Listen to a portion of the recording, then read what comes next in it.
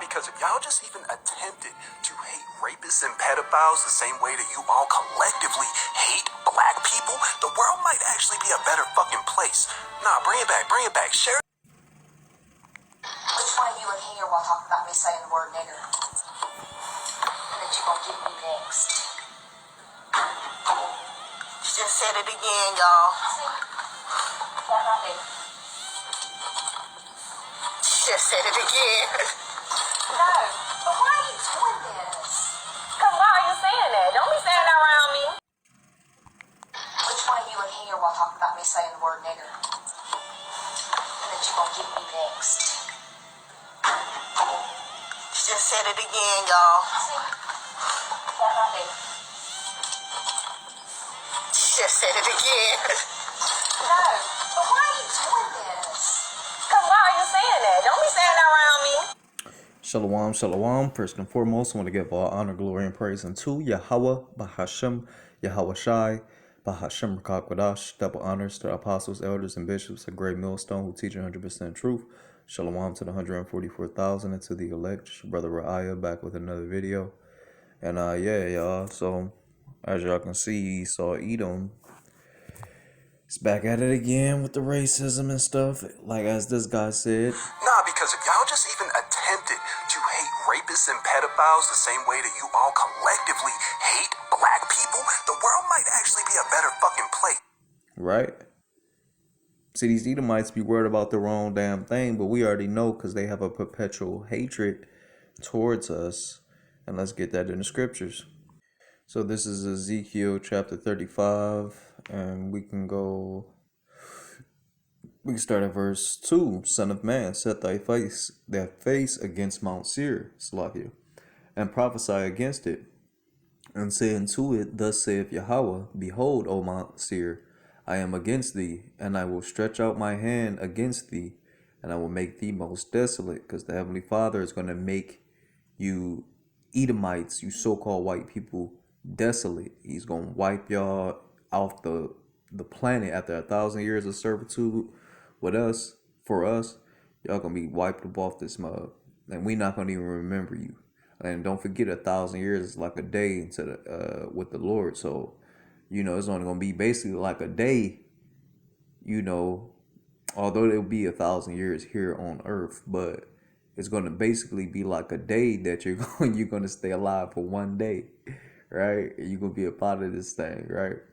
Verse 4, I will lay thy cities waste, and thou shalt be desolate, and thou shalt know that I am Yahweh, because thou hast had a perpetual hatred, and this is the point, and because thou hast had a perpetual hatred, and hast shed the blood of the children of Israel by the force of the sword, and in the time of their calamity, and the time that their iniquity had an end, right? Because y'all went overboard on us. We were all, look, y'all furthered the affliction, right? We already had our time was up for our time in captivity, right? Our chattel slavery and just this affliction that we've endured from the Heavenly Father by you, Esau, you know. And you all kept furthering. Y'all still doing it to this day. Y'all still leading us out in the streets. And y'all about to go even more crazy on this with, you know, DJT is out. Got Cuba in Jacob's trouble right now. Cuba is, they starving Cuba out. Cuba ain't got no power, ain't got nothing, right?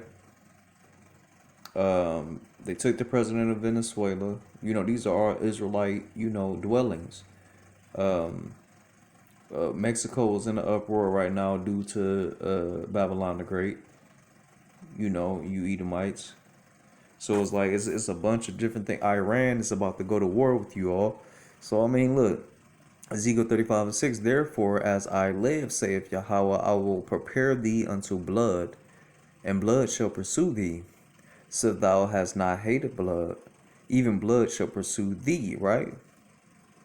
Thus will I make Mount Seir most desolate, and cut off from it him that passeth out, and him that returneth. So it ain't gonna be nobody that's gonna come back in your land, and none of that, right? And I will fill his mountains with his slain men, In thy hills and in thy valleys and in all thy rivers shall they fall that are slain with the sword, right? I will make thee a perpetual desolation, right? The Heavenly Father gonna make you a perpetual desolation, so that you had this perpetual hatred for us. He gonna make you like that. And thy city shall not return, and ye shall know that I am Yahweh, right? So let me get this other. Which one of you in here while talking about me saying the word nigger? And that you gonna get me next? She just said it again, y'all. See? That right there. She just said it again. It says when your white teacher at your school says the N-word, but the saxophones start getting louder. But look, y'all, hey, you know, these Edomites, they loose with their lips, nah. They don't even give a fuck no more. They like, hey, this kingdom about to fall. I'm about to say exactly what I want to say, right? So let's grab this. Now this is Psalms chapter 55. And I'm start at verse 2. And it says, attend unto me and hear me. I mourn in my complaint and make a noise because of the voice of the enemy, because of the oppression of the wicked. For they cast iniquity upon me, and in wrath they hate me. Is that not showing that you completely hate us, Esau? Right? You got every other word in the book you could use towards Jake, but you choose to keep using a word that you purposely know offends us. And it's like, you know, although we were gonna be called bywords, you know what I mean? Those was some of the scripture, the Salakia, the curses that was gonna fall upon us is being called bywords, right? And being a proverb. But the thing is Esau, like we keep saying, forwards the affliction. He keeps going and going and going. And it's like, all right, Psalms 55:3, because of the voice of the enemy, because of the oppression of the wicked, for they cast iniquity upon me, and in wrath they hate me. My heart is sore pained within me, and the terrors of death are fallen upon me. Fearfulness and trembling are come upon me, and horror hath overwhelmed me. Look, it's crazy because this same thing is more than likely, I already know it is, how Jake felt in chattel slavery with them whenever they said anything, because it was like death could fall upon you at any time based on what they say, you know.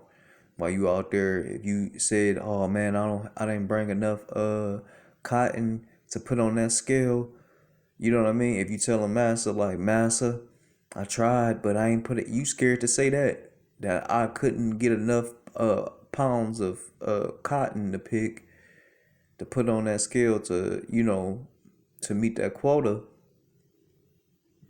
It's like, because, you know, in fear of what would happen, your life would be in the balance, right?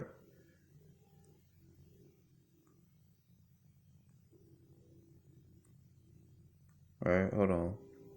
And really, this is the point right here where, as I was saying, with saying something to Massa, like, you didn't put all this cotton for all the years you've been working for him, right? You didn't came and did the right thing, so to speak, right? You didn't did right by him, so to speak, right? He told you this many pounds, you went out there and you got that. But this one particular day you didn't do that, man, Massa was gone. He was gonna draw the whip, the sword. He was gonna do something to you, to where you made sure. And look, even then, it wasn't none of that. It was, look, most of the slaves had to work till for like 22 hours a day. I think they only got like 2 hours of sleep. All right, they was from sun up to sundown. They was working, oh, man, slaving for these Edomites, man. And that's why we ain't gonna have no mercy. Well, we gonna be righteous when we do it, but we ain't gonna have no mercy on you, Esau. You know, we gonna do you the same way, a double. Matter of fact, we gonna give you a double portion of what you did with us, but the righteous way. Psalms 55:19. Yahweh shall hear and afflict them, even he that abideth of old. It's a lie, because they have no changes. Therefore, they fear not God, right? Because these Edomites, they don't fear the Heavenly Father. It says, He hath put forth his hands against such as be at peace with him. He hath broken his covenant, right? Because this is what Esau always does, right? Like, and I use this as an example in slavery, because you will have an agreement with him and stuff, like, but he'll break that. Just even with Gad, right, and Reuben and them in the northern kingdom, they made all type of treaties and covenants with him, and he broke every last one of them and destroyed them and killed them, right, or did a mass massacre of northern kingdom, right. So it's like that same type of energy that they given, back then, they still giving it to us to this day. It's a perpetual hatred that they got for us, and just that video shows it. And that was an Edomite woman. You typically, they'll say it behind your back and stuff, but if you look closely in the video, it was two officers. It was two Edomite officers that was in the background, and I'm guessing that Jake student ended up calling them because she kept saying nigga, the N-word, and in the class. So I guess they called them and stuff, because I guess they didn't know what to do. And then she was like, that's when the video started. She was like, now which one of you called them, because I'm saying nigger in here? Like, oh snap, you that bold with it? Anyway, Psalms 55:21, the words of his mouth were smoother than butter, but war was in his heart. His words were softer than oil, yet were they drawn swords. Because even back then, when he was saying all these treaty words, he was using treaty, nice conversations with Gad and Reuben and all of them. He was making treaties, and he was basically like shaking their hand and had his fingers crossed behind their back. Like, yeah, we'll be good. We'll partner up. We'll do this, and the next day they killing them, right? Or they stabbing them in the back, right? And that's how it is in today's time. Instead of them actually stabbing you in the back, which they still do that as well, but instead of them doing that, they do stuff like that. That's in the classroom where you thinking you safe. You thinking that y'all got like some type of understanding because it's a teacher-student relationship. Then out of nowhere, she comes and calls you a nigger. And that's a figurative stab in the back instead of it being like an actual physical one. So it says, cast thy burden upon Yahweh, and he shall sustain thee. He shall never suffer the righteous to be moved. But thou, O power, shalt bring them down into the pit of destruction. Bloody and deceitful men shall not live out half their days, but I will trust in thee, right? And I'm going to let this video play out again, and I'm going to cut it off, y'all. With that, I'm going to give all honor, glory, and praise unto Yahweh, Bahashem, Yahweh Shai, Bahashem Rakakwadash. Shalom, y'all. On to the next. Which one of you in here while talking about me saying the word nigger? And that you gonna get me next?